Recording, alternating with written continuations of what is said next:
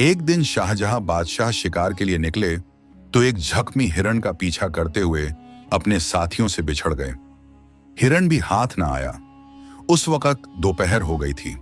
साथियों का दूर दूर तक कोई निशान नहीं था। बादशाह को सख्त प्यास लगी थी। इतने में उनकी नजर बढ़ के एक दरख्त पर पड़ी, जिसकी ठंडी छांव के नीचे एक गडरिया अपनी भेड़ बकरियों के साथ बैठा था। बादशाह ने, जो उस वक्त शिकार के कपड़ों में थे, गडरिये से पानी मांगा तो उसने बताया कि साथ लाया हुआ पानी खत्म हो गया है। उसने फौरन एक बकरी के दूध से बर्तन धोकर दूसरी बकरी का दोहा बादशाह को पीने के लिए दिया। शाहजहां को गडरिये की यह बात बहुत पसंद आई और उसने उससे कागज मांगा।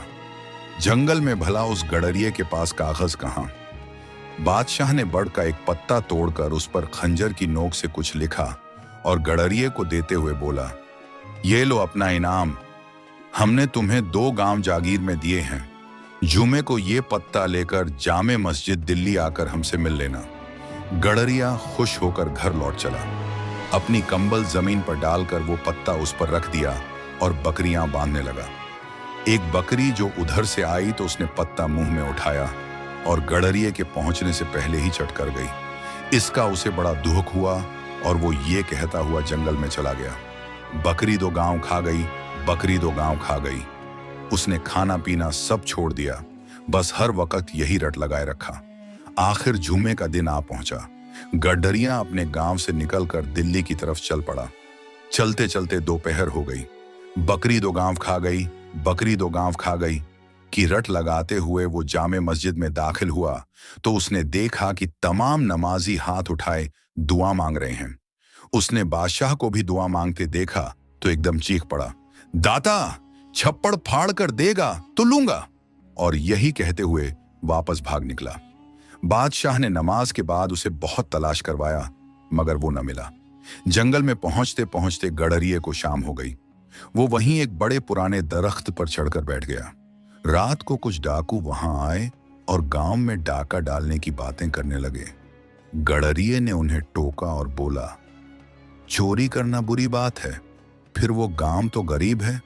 तुम्हें पैसा ही चाहिए तो इस दरख्त के नीचे खोदो। मैंने अपने बड़ों से सुना है कि यहाँ पुराना खजाना दफन है।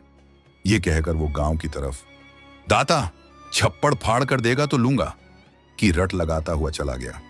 डाकुओं ने बड़ी बहस के बाद जमीन खोदी तो वहां से 5-2 बर्तन निकले जिनमें सांप और बिच्छू भरे हुए थे।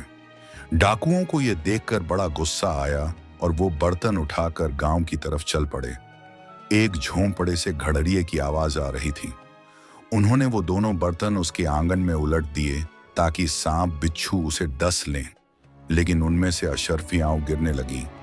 सारा गांव इस आवाज से जाग गया और डाकू सर पर पैर रखकर भाग गए। गडरिये ने दौलत देखकर नारा लगाया, दाता, तू सच्चा है, तूने मुझे छप्पड़ फाड़ कर दिया।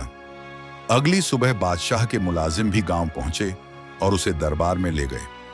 गडरिये ने बादशाह को पूरा वाकया सुनाने के बाद इनाम लेने से यह कहकर इनकार कर दिया कि जब आप भी हाथ फैलाकर उसी से मांगते हैं जो सबका दाता है, तो फिर मैं भी क्यों ना उसी से मांगूं।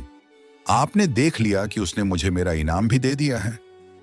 बादशाह गडरिये के इस जवाब से बहुत खुश हुआ और उसने इज्जत के साथ गडरिये को उसके गांव भेज दिया। हमेशा अल्लाह से मांगो, क्योंकि वही सबको देता